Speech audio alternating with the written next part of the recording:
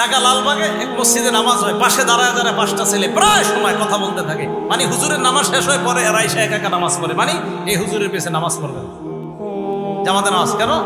ওনার আকীদায় সমস্যা আছে। কি সমস্যা আছে ওনার আকীদায়?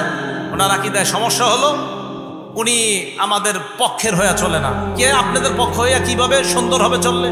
উনি যদি আমিন জোরে বলে, নাবির উপরে যদি হাত বাঁধে, আরো ওই যে যা যা আছে আর কি আপনার সবগুলা, তো এইগুলা হইলে আমাদের পক্ষের।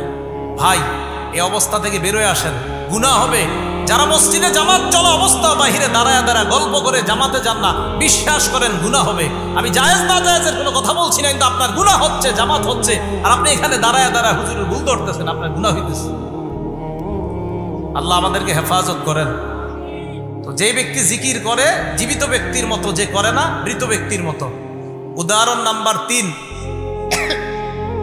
বুখারী শরীফের 6407 নম্বর হাদিসে গেল। এটা বুখারী শরীফের 6405 নম্বর হাদিস। এই হাদিসের মধ্যে রাসূল আকরাম সাল্লাল্লাহু আলাইহি ওয়াসাল্লাম বলেন, যেই ব্যক্তি জিকির করে, তিরমিজি শরীফের বর্ণনা আসছে, যেই ব্যক্তি কোরআন পড়ে এবং জিকির করে, এই কোরআন পড়ে আর জিকির করার কারণে আমার কাছে চাইতে পারে না, মানে দোয়া করতে পারে না। নবীজি সাল্লাল্লাহু আলাইহি সাল্লাম বলেন, আল্লাহ ওই ব্যক্তিকে বলে আ'তাইতুহু আফযালা মা উতিস সাইলিন, যারা জিকিরের কারণে আর কোরআনের কারণে আমার কাছে দোয়া করার সুযোগ পায় নাই, সময় পায় নাই, আমি ওই জিকির আর কোরআনের কারণে তাদেরকে, যারা চেয়েছে তাদের চেয়ে বেশি দান করব। তাহলে উপকার আছে না নাই? তিরমিজি শরীফের 3375 নম্বর হাদিস এবং 3377 নম্বর হাদিস, এই দুইটা হাদিসের বর্ণনা।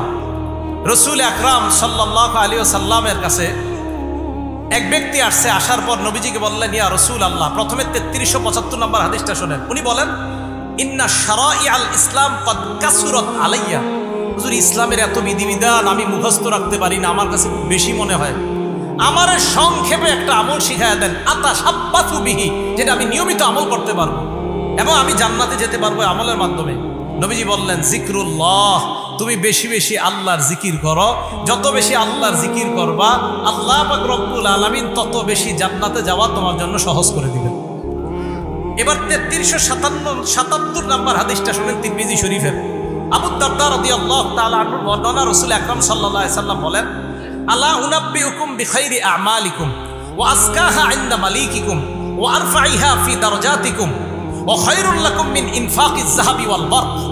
নবীজি সাল্লাল্লাহু আলাইহি সাল্লাম বলেন, আমি কি তোমাদেরকে এমন একটা আমলের কথা বলবো না, যেই আমলটা করলে আল্লাহর কাছে তোমাদের এই আমলটা পবিত্র হবে, মর্যাদা তোমাদের বাড়তেই থাকবে, সবচাইতে শ্রেষ্ঠ আমল বলে গণ্য হবে, স্বর্ণ রূপা দান করার চেয়ে বেশি ফজিলত কামাই করবা। একটা আমল। সাহাবারা বলল, হুজুর এটা কি আমল? নবীজি বললেন, জিক্রুল্লাহ, এটা হলো আল্লাহর জিকির করা।